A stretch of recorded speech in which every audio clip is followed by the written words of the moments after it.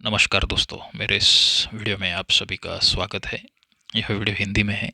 इसका पिछला आपका वीडियो आपने देखा होगा तो वह इसी टॉपिक पर था और वह अंग्रेज़ी में था। यह हिंदी में है क्योंकि मैं चाहता हूँ कि हमारे ज़्यादा से ज़्यादा नागरिक इसको समझे। ओमिक्रॉन वेरिएंट आ चुका है और लगता है दुनिया हम सबको ये ग्रीक ग्रीक भाषा सिखा कर ही रहेगी। ग्रीक जो अल्फ़ाबेट सिखा कर ही दम लेंगे वो, ऐसा लग रहा है। तो ठीक है, जोक्स अपार्ट, ये वायरस बहुत खतरनाक है, बहुत खतरनाक है। ये डेल्टा वेरिएंट से भी खतरनाक है। ऐसा कौन कह रहा है? WHO, वर्ल्ड हेल्थ ऑर्गेनाइजेशन, उनका यह कहना है।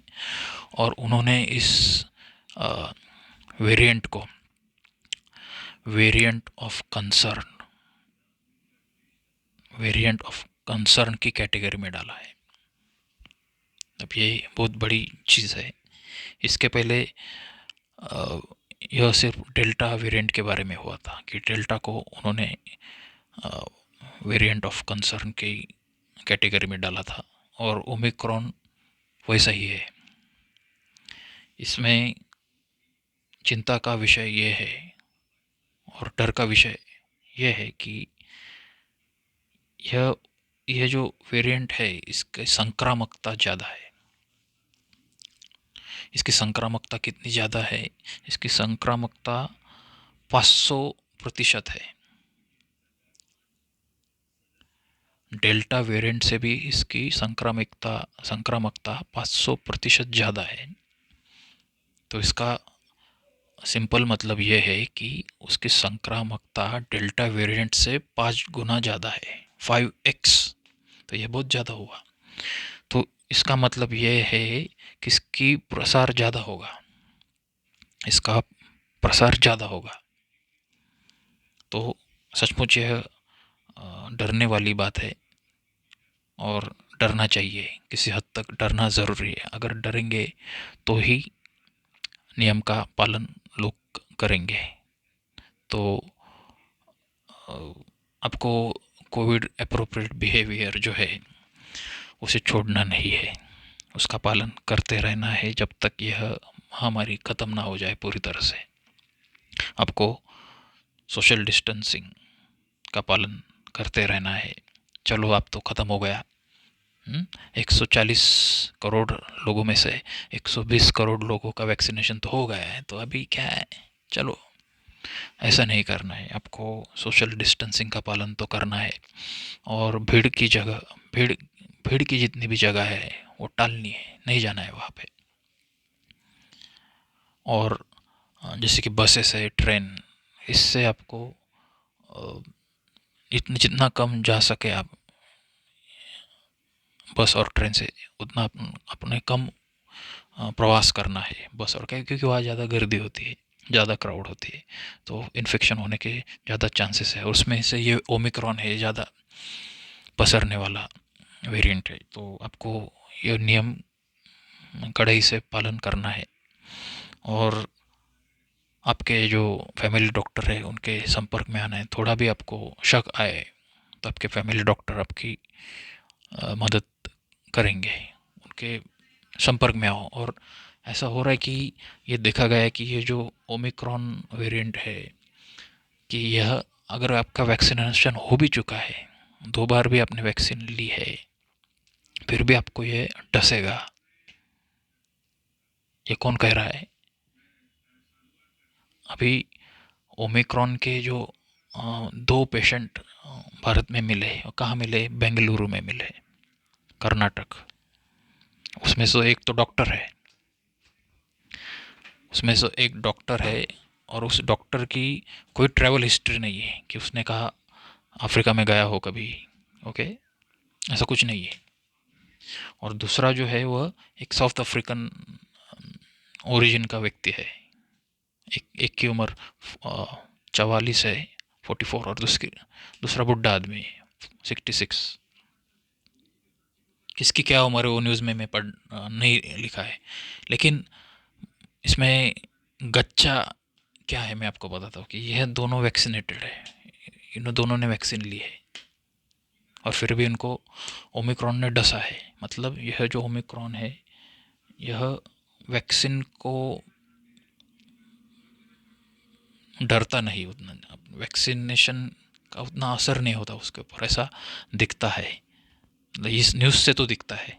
लेकिन आफ्टर ऑल आईसीएमआर गाइडलाइंस जो दी है, आईसीएमआर गाइडलाइंस, और उन्होंने एफएक्यू फ्रिक्वेंटली आस्क्ड क्वेश्चन की एक सूची जारी की है, तो उसमें उन्होंने बताया कि ये जो ओमिक्रॉन जो वेरिएंट है, वो जो मौजूदा वैक्सीन जो भारत में दी जा रही है उसके ऊपर असर नहीं करता, ऐसा कोई एविडेंस नहीं है, ऐसा कोई सबूत सामने नहीं आया है।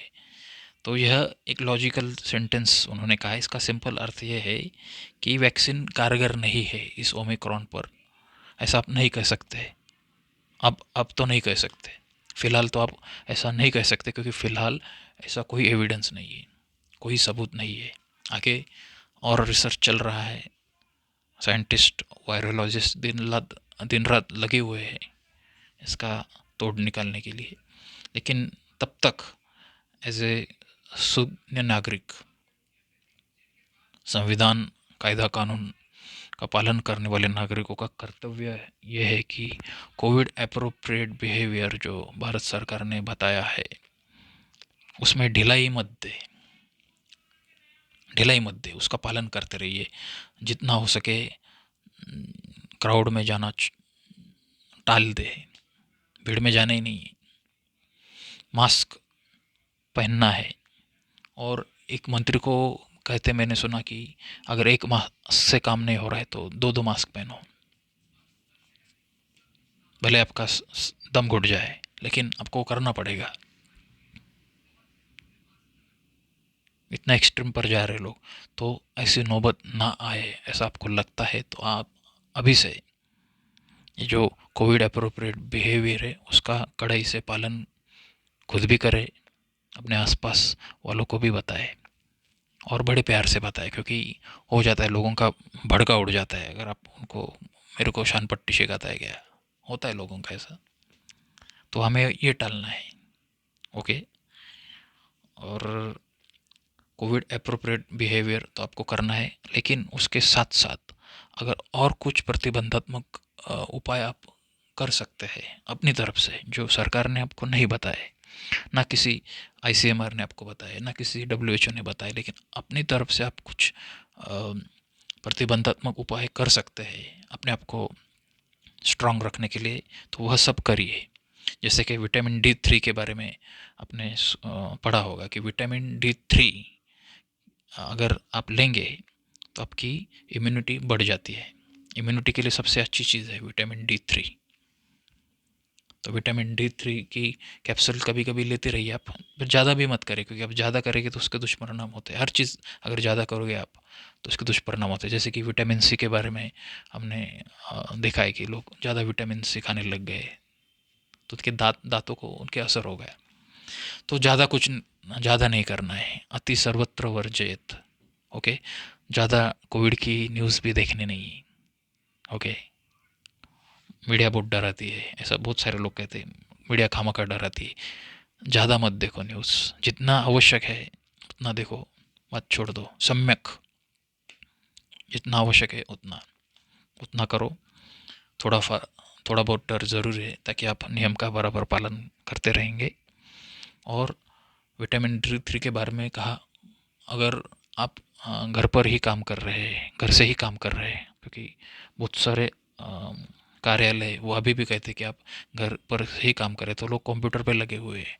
तो आपको मालूम है कंप्यूटर पर बैठ बैठ के आदमी का जो ब्लड सर्कुलेशन है उसको बहुत क्षति पहुंचती है, और कंप्यूटर पर बैठकर काम करने वालों को तरह तरह के रोग घेर लेते हैं, बीमारियां घेरती है। तो मैं आपको यह कहूँगा, आप अगर एक्सरसाइज नहीं करते होगे, नहीं करने वाले व्यक्ति हो, तो अपने एक्सरसाइज शुरू कर देनी चाहिए। हल्की फुल्की एक्सरसाइज आपने रोज करनी चाहिए, रोज। इसको आप धर्म बना लीजिए, आप इसको आपका धर्म बना लीजिए। जैसे आप दातुन रोज करते हैं, टट्टी रोज करते हैं, नहाते रोज है, खाना रोज खाते हैं, तो एक्सरसाइज क्यों नहीं रोज करते? तो आप एक्सरसाइज रोज़ करिए, आपका सर्कुलेशन अच्छा रखिए, आपका एपेटाइट अच्छा रखिए। और एक्सरसाइज करने से जो हार्मोन पैदा होते हैं शरीर में, हैप्पी हार्मोन्स, तो उसका भी आपके इम्यूनिटी को बूस्ट करने में फ़ायदा होगा। ओके। रोज़ सूर्य दर्शन करिए। सूर्य दर्शन करना भी एक बहुत बढ़िया चीज़ है। अ, पुराने ज़माने में ऋषि मुनि करते थे, सूर्य को अर्घ्य प्रदान करते थे। आप इतना नहीं कर सकते, एटलीस्ट सूर्य की तरफ देखे तो सही। उगते हुए सूर्य की तरफ देखिए, उसको नमस्कार कीजिए, इतना तो कर सकते हैं आप, इतना करिए। इससे भी आपके इम्यूनिटी में इजाफा होता है। न्यूट्रियोफाइल्स क्रिएट होते हैं सिर्फ सूर्य को 1-2 सेकंड तकते रहने से।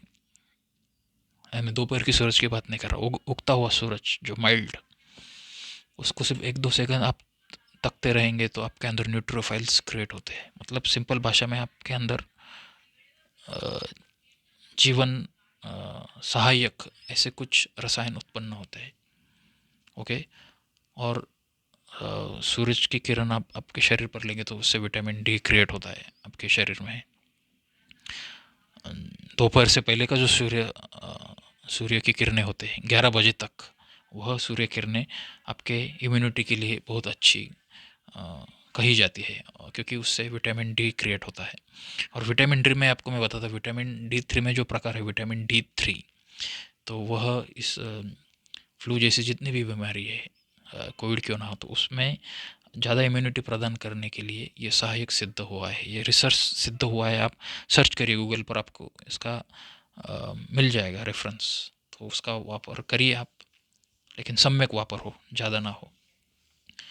उसके बाद जो मास्क, कुछ कुछ लोग मास्क है वो हर हफ्ते नया लेते हैं, तो पुराना जो मास्क है वो जला दीजिए, जला दीजिए।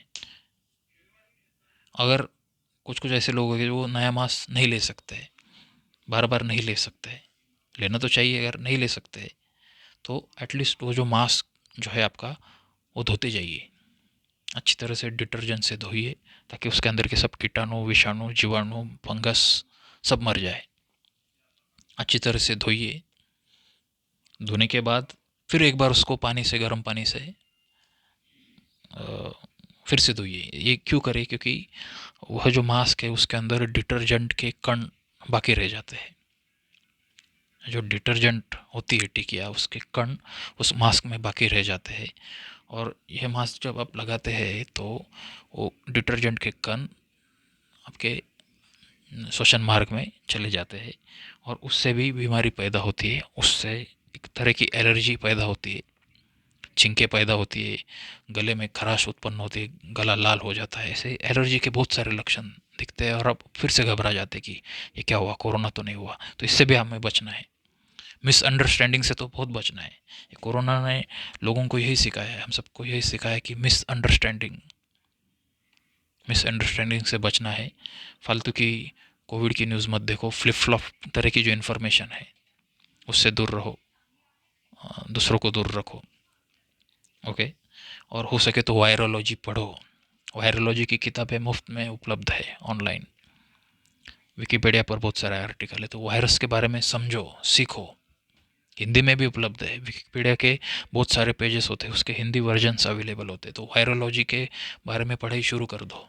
This is not a rocket science. वो कोई अणुविज्ञान नहीं है, कोई रॉकेट विज्ञान नहीं है कि आपके दिमाग के ऊपर जाएगा, बाउंसर जाएगा, आपके समझ में आ जाएगा। आपको पढ़ो, 1-2 बार पढ़ो, उसके वीडियो देखो, आपको समझ में आए वायरस किस बला का नाम है, किस चिड़िया का नाम है, और कितने घातक हो सकते हैं, नहीं हो सकते हैं, ये वाकई वायरस घातक है या ये ऐसा कोई मार्केटिंग स्टंट है, ये सब आपको पता चलेगा। तो वायरस के बारे में पढ़ो। और आपका जो मन है, आप पॉजिटिव रखना है, आपकी सोच पॉजिटिव रखनी है, आपका बोलचाल सब पॉजिटिव रखना है, ना खुद डरना है, दूसरों को डराना है, और आध्यात्मिक होना है। मैं कहता हूँ कि ओमिक्रॉन आ गया है वायरस, और इससे लोग डर रहे हैं, तो इस डर पर जीत कैसे हासिल करें? इस डर पर जीत अगर हासिल करनी है तो ओमकार का जाप करिए, या ओमिक्रॉन या ओमकार। जब आप सुबह सिर्फ 2-3 मिनट के लिए ओमकार का अगर जाप करेंगे, लेकिन वो जाप दीर्घ उच्चारण हो, जैसे कि ओम,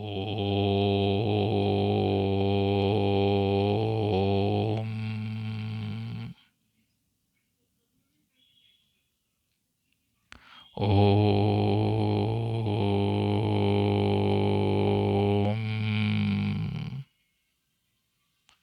ऐसा 2-3 बार करिए, इसके आपका स्ट्रेस लेवल बहुत कम होता है। दिमाग में बहुत सारे थॉट्स, बहुत सारे विचारों की जो गर्दी है, भीड़ है, वो कम हो जाती है। अब ज़्यादा क्लियरली सोचने लगते हैं। ये ओमकार का फ़ायदा है, ये रोज़ करिए आप।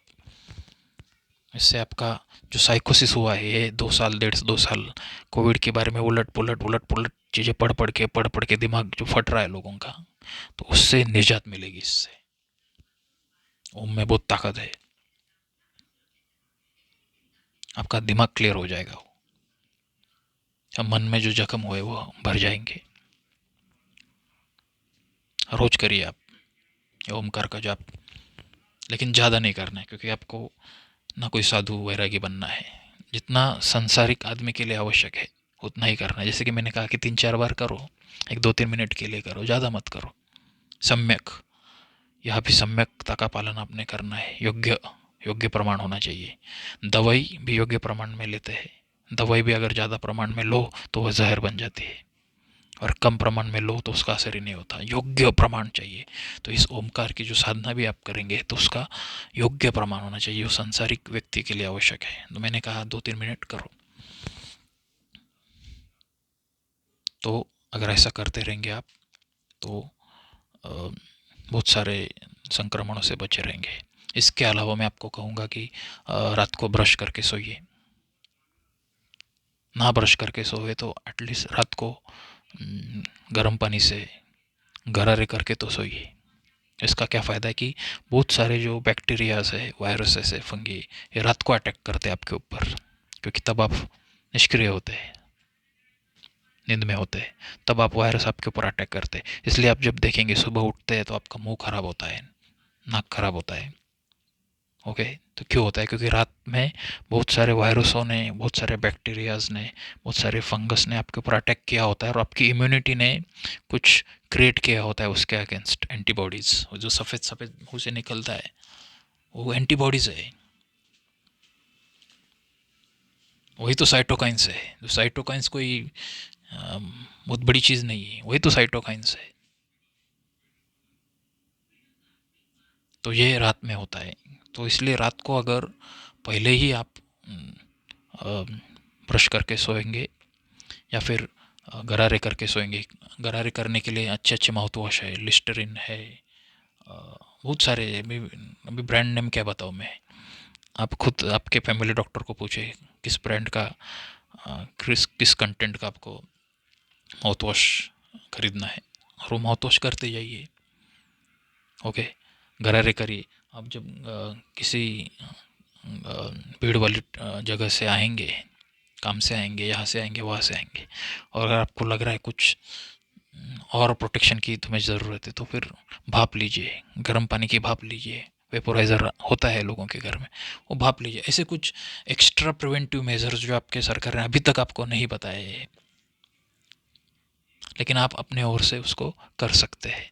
ओके, तो वो करिए। और सरकार ने जो नियम बताए हैं वो ना तोड़े। मास्क पहनना ही पहनना है, सोशल डिस्टेंस रखना ही रखना है, हाथ सैनिटाइज करना ही करना है, ये आपको पालन करना है। ओके, और बूस्टर डोजेस के लिए भी तैयार रहना है, क्योंकि ये नए नए वेरिएंट आ सकते हैं। बिल गेट्स ने भी कहा है कि नए नए वेरिएंट आने वाले हैं। डब्ल्यूएचओ का भी ये इशारा है कि नए नए वेरिएंट आने वाले हैं। तो बूस्टर डोज के लिए तैयार रहिए। और लास्ट पॉइंट मैं ये बताता हूँ कि आपके जीवन में अनुशासन लाइए। अनुशासन के साथ अगर आप जिएंगे तो कोविड क्या, कोविड से भी कितना भी भयानक दैत्य हो, उसको हम परास्त कर सकते हैं। ओके, तो इतना कहकर मैं इस वीडियो का अभी यह समापन कर रहा हूँ। अगले वीडियो में अवश्य मिलेंगे। तब तक के लिए जय हिंद, वंदे मातरम। जय भारत।